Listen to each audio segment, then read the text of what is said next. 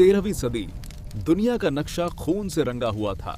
Waste Asia से उठी एक तूफानी कौम उकान मंगोल, चंगेज खान और उसके वारिसों ने चीन, रूस, ईरान और ख्वारज़म को रौंद दिया और 1258 ईस्वी में बगदाद को भी तबाह कर दिया। मंगोल सिर्फ जंग नहीं करते थे, वो शहरों को जला देते, आबादियां मिटा देते और खौफ को अपना सबसे बड़ा हथियार बनाते थे।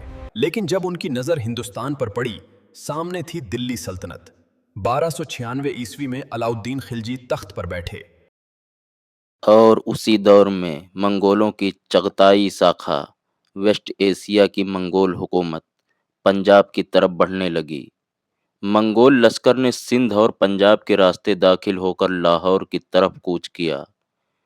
अलाउद्दीन खिलजी ने अपने कमांडर उलूग खान और जफर खान को मुकाबले के लिए रवाना किया। जलंधर के करीब जंग हुई। दिल्ली सल्तनत की फौज ने मंगोलों को शिकस्त दी। हजारों मंगोल मारे गए और बचे हुए पीछे हट गए। ये पहली बार था जब मंगोलों को हिंदुस्तान की धरती पर खुली शिकस्त मिली। मंगोल सरदार कुतलुक ख्वाजा भारी लश्कर लेकर दिल्ली की तरफ बढ़ा। वो राजधानी के करीब तक पहुंच गए थे। ये जंग किली के मैदान में हुई और जफर खान ने बिना सुल्तान के इंतजार के दुश्मन पर हमला कर दिया। मैं सुल्तान का इंतजार नहीं करूंगा, जो मेरे साथ हैं मेरे पीछे आए। उन्होंने बहादुरी की मिसाल कायम की, लेकिन जंग के दौरान शहीद हो गए। हालांकि ये जंग पूरी तरह फैसला कुन नहीं थी, मगर मंगोल पीछे हटने पर मजबूर हो गए। 1303 ईस्वी में मंगोल सरदार तरगी भारी फौज के साथ दिल्ली पहुंचा और शहर को घेर लिया। ये दिल्ली के इतिहास का सबसे नाजुक पल था। दिल्ली हमारी अगली मंजिल है। इस धरती पर भी मंगोलों का झंडा लहराएगा। दिल्ली को घेर लो, आज ये सल्तनत खत्म होगी। अलाउद्दीन खिलजी ने शहर के अंदर मजबूत किलेबंदी की। उन्होंने पुरानी दिल्ली के पास एक नया फौजी शहर बनवाना शुरू किया, जिसे बाद में सीरी कहा गया। मंगोल महीनों तक घेरा डाले रहे, लेकिन दिल्ली नहीं टूटी। दिल्ली कभी नहीं गिरेगी। हम नया शहर बनाएंगे, सीरी, और मंगोलों को यहीं रोक देंगे। दिल्ली की इज्जत तुम्हारे हाथ में है।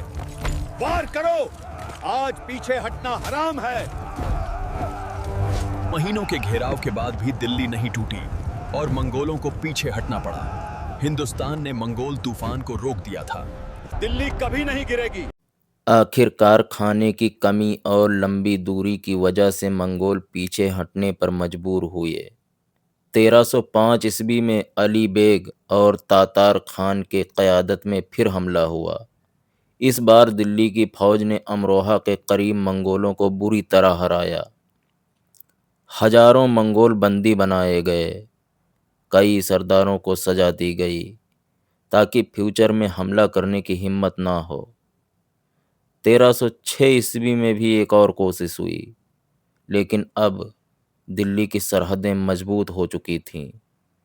इसके बाद बड़े पैमाने पर मंगोल हमले बंद हो गए। मंगोलों को हराना सिर्फ तलवार से मुमकिन नहीं था। अलाउद्दीन खिलजी ने सिस्टम बदला, मुस्तकिल फौज कायम की, घोड़ों पर दाग का निज़ाम कायम किया, सिपाहियों का हुलिया रजिस्टर तैयार किया, मजबूत खुफिया निज़ाम कायम किया, सरहदी किले और चौकियों को मजबूत किया, फौज को नकदी तनख्वाहें देना शुरू कर दीं। इन सभी सुधारों ने सल्तनत को मजबूत बना दिया।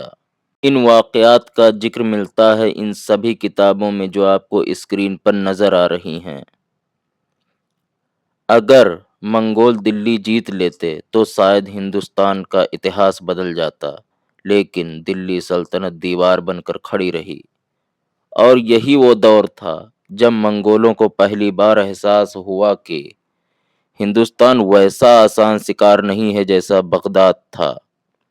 दुनिया जिन मंगोलों से कांपती थी, انہیں ہندوستان کی سرزمین پر روک دیا گیا۔ یہ صرف ایک جنگ نہیں تھی، یہ اتہاس کا وہ موڑ تھا جس نے برِ صغیر کی تقدیر بدل دی۔